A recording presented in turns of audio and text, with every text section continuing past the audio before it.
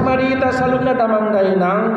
Selamat Minggu Atas dari Injil Lukas pasal 1. Kita baca mulai ayat 46b sampai 55. Demikian firman Tuhan. Nyanyian pujian Maria. Jiwaku memuliakan Tuhan dan hatiku bergembira karena Allah juru selamatku. Sebab ia telah memperhatikan kerendahan hambanya. Sesungguhnya mulai dari sekarang segala keturunan akan menyebut aku berbahagia. Karena yang Maha Kuasa telah melakukan perbuatan-perbuatan yang besar kepadaku dan namanya adalah kudus. Dan rahmatnya turun-temurun atas orang yang takut akan Dia. Ia memperlihatkan kuasanya dengan perbuatan tangannya dan mencerai-beraikan orang-orang yang congkak hatinya. Ia menurunkan orang-orang yang berkuasa dari tahtanya dan meninggikan orang-orang yang rendah. Ia melimpahkan segala yang baik kepada orang yang lapar dan menyuruh orang-orang kaya pergi dengan tangan hampa. Ia menolong Israel hambanya karena ia mengingat rahmatnya, seperti yang dijanjikannya kepada nenek moyang kita, kepada Abraham dan keturunannya untuk selama-lamanya. Demikian firman Tuhan. Jemaat yang terkasih, hari ini kita masuk pada Advent ketiga. Jadi pada Advent ketiga di sini dikatakan topiknya Maria dotondiku mida Jehovah. Jiwaku memuliakan Tuhan. Biasanya orang kalau di masa-masa ujung tahun seperti ini akan lebih fokus pada persiapan hal-hal yang jasmania. Beli baju baru, makanan baru, mempersiapkan hiasan rumah dan lain sebagainya. Semuanya itu damang daenang tidak salah. Memang harus demikian. Tadani namar lasdi rohai tanah yang marnatal. Pardueni gudang ni pasu-pasu ni tuan debata di hita saluhuna di bagasan tahun 2020. Tanda, bukti kita diberkati Tuhan sepanjang tahun 2023. Tidak masalah kita semua mempersiapkan secara jasmani, namun tidak boleh ketinggalan, yaitu sentral atau pusat daripada perhatian Advent 1, Advent 2, Advent 3, Advent 4 dan Natal 1, Natal 2 dan malam Natalnya. Siapa itu? Pribadi Tuhan kita Yesus Kristus. Dia adalah sentralnya. Dia adalah fokusnya. Jadi saya ulangi, ada cerita di sebuah perkampungan yang sangat terpencil, terpelosok. Jarang didapat di sana berita-berita medsos dan jarang mendapat kunjungan dari para pembesar pejabat negara. Tiba-tiba suatu hari datang kepala desa berkunjung ke desa tersebut, dikatakan tanggal 25 Desember gubernur kita akan datang ke kampung kita yang sangat pelosok ini, yang sangat susah dijangkau ini, yang tidak ada listrik ini, penduduknya pun sedikit ini. Tanggal 25 Desember gubernur kita akan datang. 2 minggu pertama semua masyarakat bersemangat untuk menyambut kedatangan sang gubernur. Rumah-rumah dibersihkan, lingkungan dibersihkan, sampah-sampah dipungut, selokan-selokan dibersihkan, pohon-pohon yang terlalu tinggi di belakang rumah, di samping rumah dan di depan rumah dipangkas, rumah-rumah dicat. Semua penduduk kampung mempersiapkan kursi-kursi, rumah-rumah dihias. Minggu pertama. Minggu kedua menjelang tanggal 25. Pergi ke pasar, beli lauk pauk, beli minuman, beli makanan, beli kue, beli alas duduk yang paling bagus. Tanggal 23 semua dimasak, yang kaki 4, kaki 2, kaki 1 semua dipotong, semua disembelih, dimasak, menu melimpah-limpah. bikin lemang, bikin kue kering, kue basah, setengah kering, lengkap semua. Tanggal 24 min 1H mulai pagi.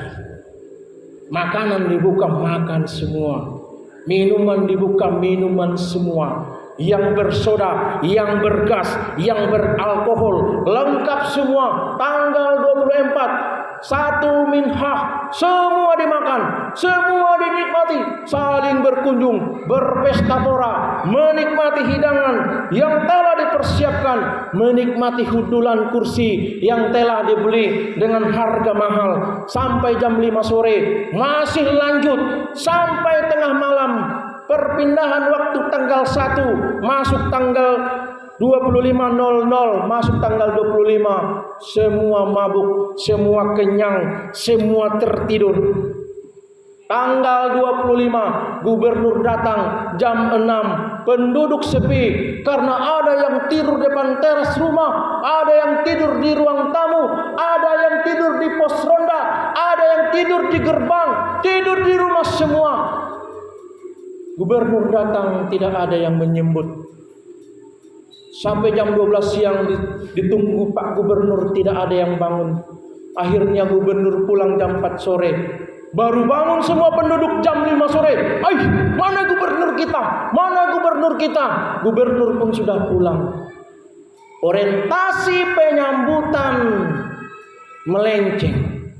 Sebenarnya di dalam semua aspek penyambutan yang hiruk pikuk dan sibuk dan melelahkan itu adalah untuk menyambut sang gubernur. Namun apa yang terjadi? Gubernur datang, tidak ada yang menyambut karena semuanya sudah kekenyangan. Kira-kira kita sebagai orang Kristen Damang Dainang jangan seperti itu. Fokus kita adalah mengingat kelahiran Tuhan Yesus Kristus yang pertama. Kedatangan Tuhan Yesus Kristus yang pertama. Jangan kita sibuk mempersiapkan diri kita secara jasmani. Yesus Kristus itu tidak kita sambut, tidak kita sambut hadir lahirnya di dalam hati dan pikiran kita. 2023 berlalulah, masuk tahun 2024. Jangan di akhir-akhir tahun seperti ini jemaat Tuhan harus berduyun-duyun datang ke gereja untuk merenungkan betapa besar kasih rahmat setia Allah atas manusia ini, sehingga ia rela firman itu berinkarnasi menjadi manusia sama dengan kita karena tolongnya, karena kasihnya. Damang Dainang, kita ambil Alkitab kita tadi, kita baca di ayat 46. Jiwaku memuliakan Tuhan dan hatiku bergembira karena juru selamatku, sebab ia telah memperhatikan kerendahan hambanya. Sesungguhnya mulai dari sekarang segala keturunan akan menyebut aku berbahagia. Kesimpulan dari nas 3 ayat yang kita baca adalah debatado mual nitodina maria-ria. Tuhan Allah adalah sumber sukacita. Ya. Tuhan adalah sumber sukacita. Bukan harta materi yang kita punya. Saya telah banyak melihat orang kaya, banyak mobilnya. Kalau income-nya per hari jutaan, tapi berkelahi suami istri. Istri ke barat, suami ke timur, anak ke selatan. Mengambil jalannya masing-masing, tidak mengenal Tuhan. Akhirnya hidupnya tidak bersukacita. Hanya Tuhan sumber sukacita kita. Atau kalaupun kita punya mobil, kalaupun kita punya kebun yang luas, kalaupun kita punya usaha yang bagus, semata-mata itu hanya membuat jiwa dan daging kita yang berbahagia. Kalau roh kita belum tentu bahagia. Ya. Makanya kalau manusia itu boleh saya katakan ada roh, ada jiwa atau tubuhnya. Ya.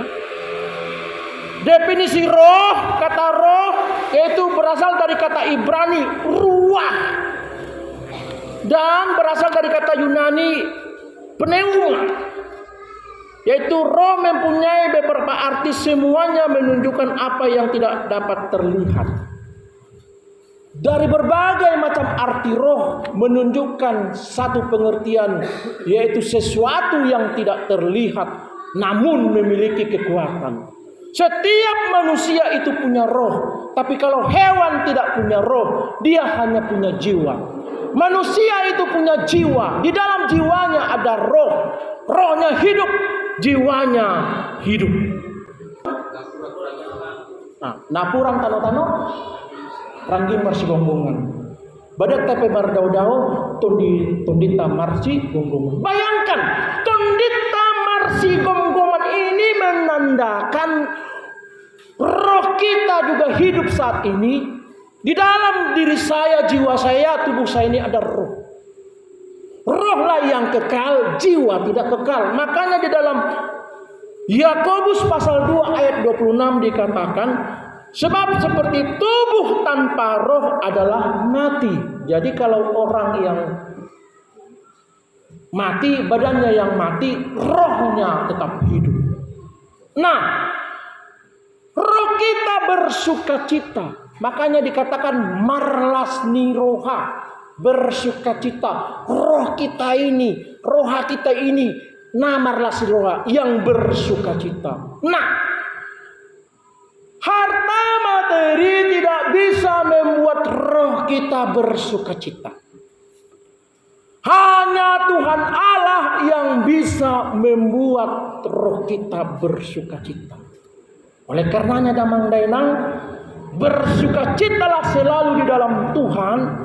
Oleh karenanya kita harus tinggal di dalam Tuhan, dan Tuhan tinggal di dalam kita. Supaya apa? Supaya roh kita betul-betul menikmati sukacita Allah. Jadi sekali lagi, bukan harta materi yang membuat roh kita, hidup kita bersukacita, tetapi Tuhan Allah lah yang membuat kita bersukacita. Roma 15 ayat 13. Roma 15 ayat 13. Semoga Allah sumber pengharapan memenuhi kamu dengan segala sukacita dan damai sejahtera dan sukacita oleh Roh Kudus. Sekali lagi, hanya sukacita itu datangnya daripada Roh Kudus. Penghiburan itu datangnya daripada Roh Kudus. Makanya ketika kita menghadapi masalah, permasalahan, pergumulan hidup datang dalam kehidupan kita, ketika kita memiliki Roh Kudus, kita bisa melihat dengan jernih, dengan tenang di dalam permasalahan yang susah tersebut. Kita berani mengatakan, Tuhan pasti buka jalan, Tuhan pasti menyertai saya. Sehingga bedanya orang yang percaya dan tidak percaya menghadapi segala masalah, orang Kristen tetap bersukacita. Tidak panik, tidak gentar, tidak takut. Menghadapi permasalahan di dalam pekerjaan pun kita tidak perlu panik, kita tidak perlu takut. Panggil Roh Kudus tinggal dalam hidup kita. Dia roh hikmat, dia roh kebijaksanaan, dia roh yang membuat kita pintar, cakap menghadapi segala permasalahan. Tapi kalau Roh Allah itu tidak ada di dalam diri kita, panas terus, marah terus, ujung-ujung bisa-bisa gantung diri. Gantung diri itu tidak pernah direncanakan orang dan lain-lain. Tak, pemantiknya muncul, marah, luar biasa, tak terkendali, langsung bunuh diri. Seperti itu. Nggak pernah orang, nanti tanggal 11 bulan 1 saya ingin menggantung diri. Nggak ada itu. Oleh karenanya hati-hati di dalam hidup ini. Hiduplah di dalam Roh Tuhan. Roh Tuhan panggil supaya dia memenuhi hati dan pikiran kita. Supaya damai sejahtera itu betul-betul hadir dalam kehidupan kita. Apalagi menjelang Natal. Kue tidak ada, paruh tangan dan adong. HP gajian nang bulan sada dong. THR-nya dibagi tahun lewat dan ngarung behepeng. Pusing mah. Orang Kristen tenang. Gak usah takut. Jangan takut akan apa yang saya pakai, akan apa yang saya makan. Akan apa yang kita pakai, akan apa yang kita makan. Jangan takut. Kuncinya adalah kita mau berserah diri kepada Tuhan. Sungguh-sungguh di dalam Tuhan. Sungguh-sungguh Tuhan dalam hidup kita. Sungguh-sungguh kita setia di dalam kehidupan kita. Jemaat yang terkasih, saya ulangi. Hanya Tuhan Allah sumber dari segala sukacita dalam kehidupan kita. Debatado mual nitodina Maria. Tidak ada yang lain. Yang kedua, kalau kita baca di ayatnya yang ke 50. Dan rahmatnya turun-temurun atas orang yang takut akan Dia. Ia memperlihatkan kuasanya dengan perbuatan tangannya, mencerai-beraikan orang-orang yang congkak hatinya. Kalau ada yang tinggi hati, kalau ada yang sombong, kalau ada apalagi yang sejenisnya dengan itu, percayalah Tuhan Allah langsung lawannya. Oleh karena itu kita harus menghindari pikiran kita, hati kita dengan hal-hal tersebut. Jangan sombong, jangan iri hati, jangan tinggi hati. Harus lemah lembut, rendah hati, suka menolong, gemar menghibur. Harus seperti itu. Segala yang saya sebutkan tadi, Tuhan adalah lawannya. Makanya di ayat 51 ia katakan, ia memperlihatkan kuasanya dengan perbuatan tangannya, mencerai-beraikan orang-orang yang congkak hatinya. Ia menurunkan orang-orang yang berkuasa dari tahtanya dan meninggikan orang-orang yang rendah. Yang namanya masa depan itu, damang denang itu ada di tangan Tuhan.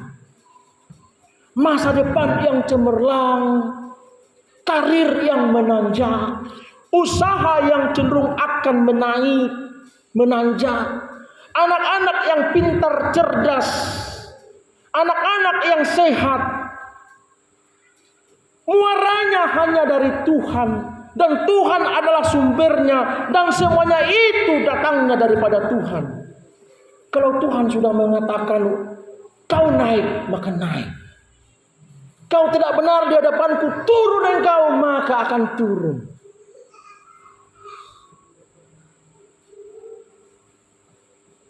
Ia meninggikan orang-orang yang rendah.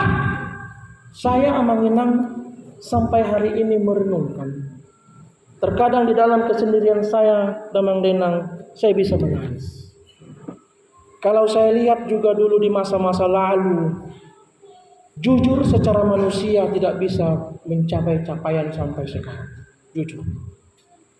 Ya. Jujur.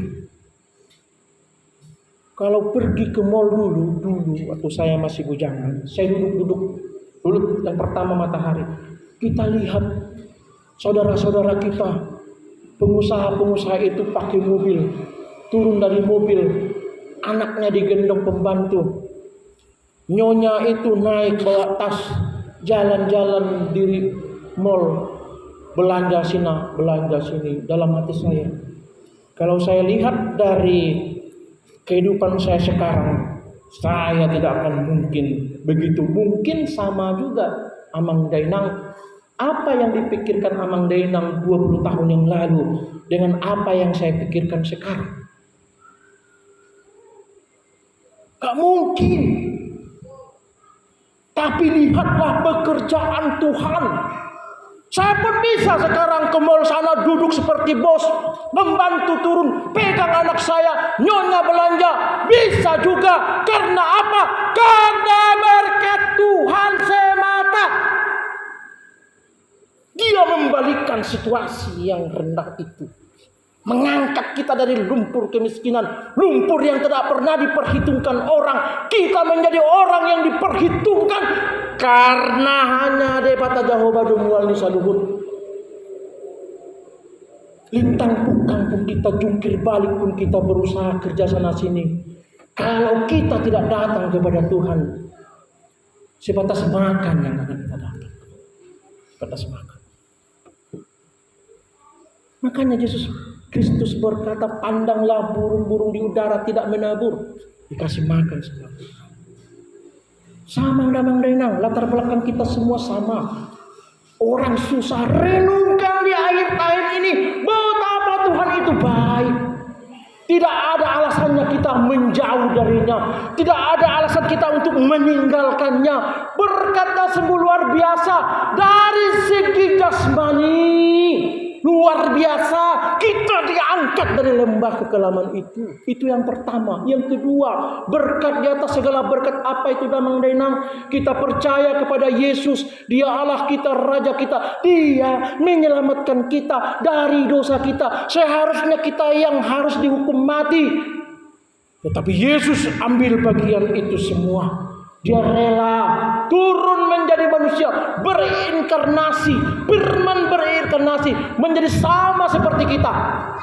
Disalibkan mati demi apa? Demi menyelamatkan roh kita tadi. Kalau jiwa di dalam Yeskiel 18 ayat 4, semua jiwa adalah milikku. Jiwa ayah maupun jiwa anak-anak adalah milikku.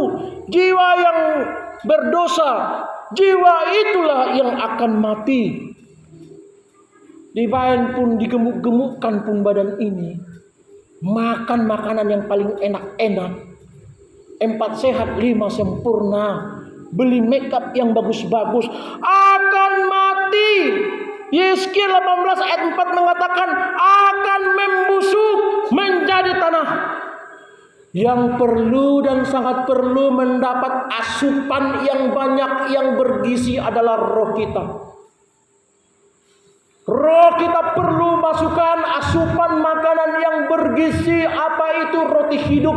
Apa itu firman Allah? Siapa itu? Yesus Kristus. Dia yang harus kita miliki supaya roh kita gemuk, supaya roh kita sehat, supaya dia tidak kerdil, supaya dia kuat. Agak panjang memang khotbah saya kali ini.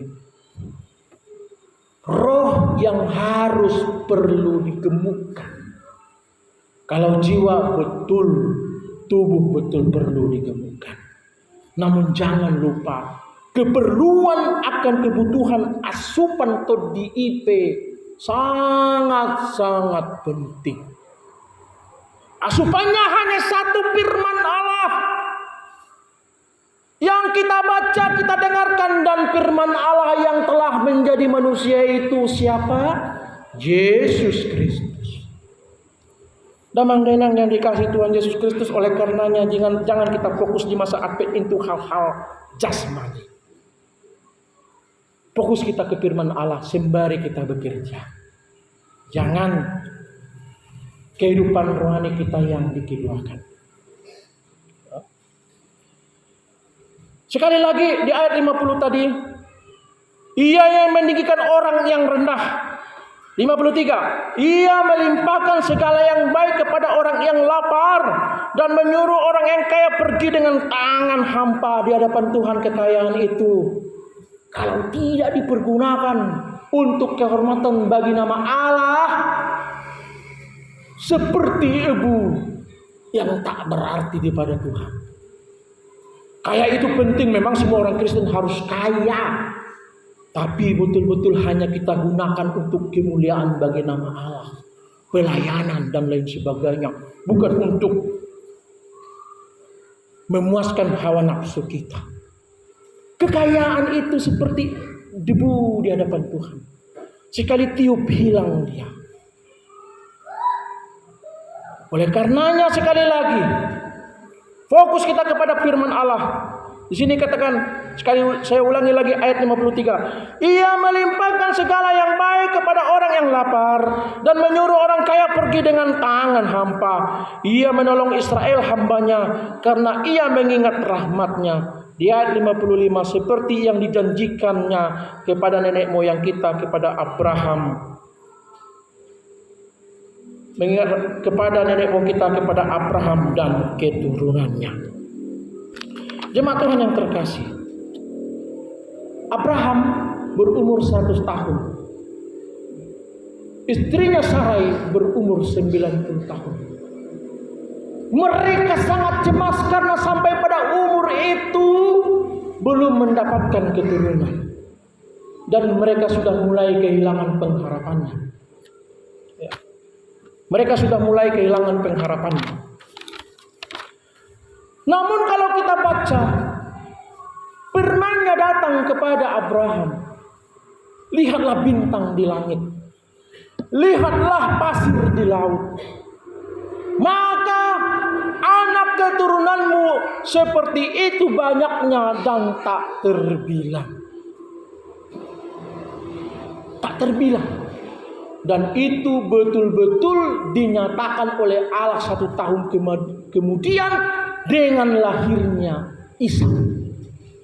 Allah memiliki atau membuat perjanjian kepada Abraham tentang bagaimana bahwa Allah tidak pernah akan membuat dia mati tanpa keturunan. Allah membuat dia memiliki keturunan di masa-masa umurnya yang tidak masuk akal.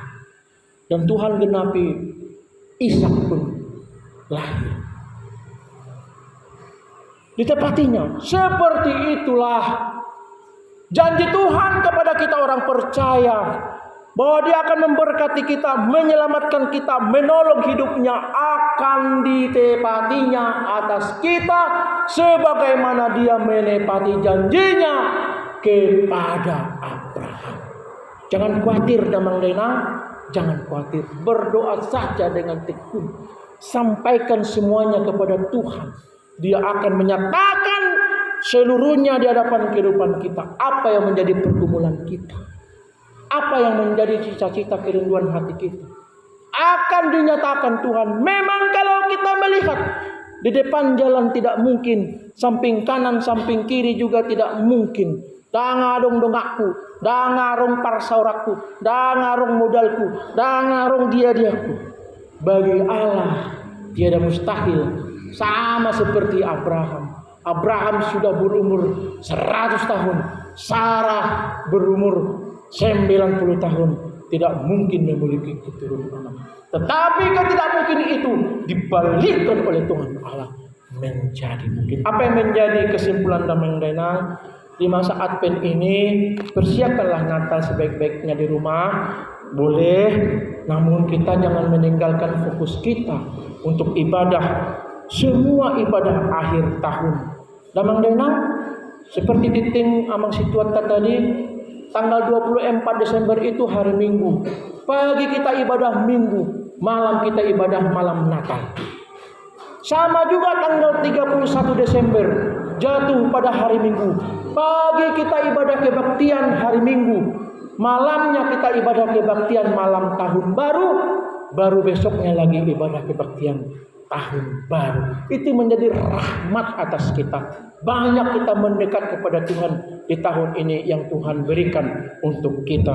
Tuhan Yesus memberkati. Yang menjadi kesempurnaan adalah jangan hanya mempersiapkan hal-hal jasmani, namun kita juga harus mempersiapkan hal-hal yang bersifat jasmani. Menyongsong kedatangan Tuhan Yesus Kristus kali yang kedua. Dia datang sebagai Tuhan yang adil, Hakim yang adil, menjemput gerejanya untuk masuk di dalam Yerusalem baru. Amin. Kita